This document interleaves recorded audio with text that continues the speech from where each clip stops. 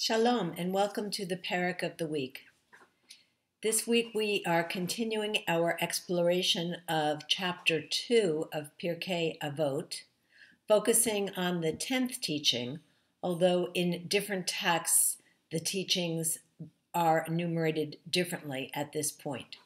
But we'll pick up where we left off with sayings of Rabbi Yochanan ben Zakkai. He used to say, "Go and see. What is a positive path that a person should cling to?" Rabbi Eliezer said, "A good eye." Rabbi Yehoshua said, "A good friend." Rabbi Yosi said, "A good neighbor." Rabbi Shimon said, "One who foresees the consequences." Rabbi Elazar said, "A good heart." He said to them, "I appreciate the words of Rabbi Elazar the most because his words encompass yours." Last week we were introduced to 5 students of Rabbi Yochanan ben Zakkai, and he shone a light on each of their virtues. This week he asks each of them, what is the best, most important quality in life? Last week, he lauded Rabbi Elazar's creativity as the most important quality in a student. His praise of Rabbi Elazar continues this week. As we shall see, he once again prefers his star pupil's response.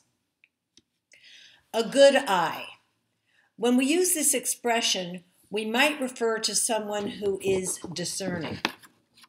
We can also understand it as someone who sees the best in others, who sees them in their best light, as it were, giving them the benefit of the doubt.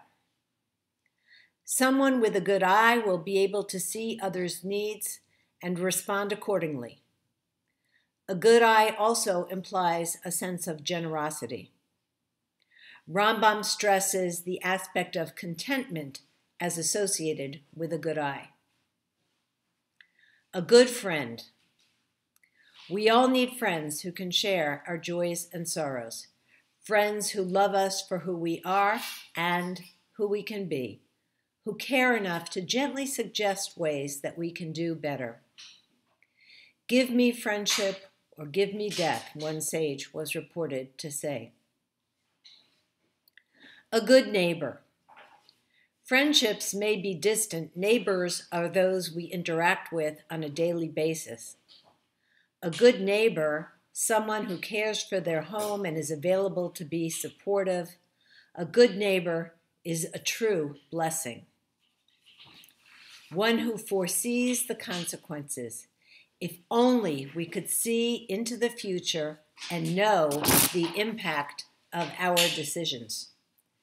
Truly, we would make better choices if we thought through our decisions more deeply and considered the potential outcomes.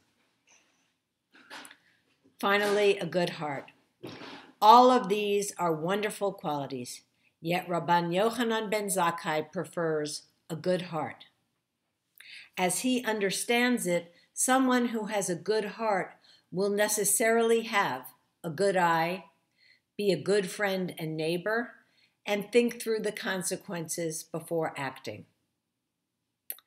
I might temper a good heart just a bit.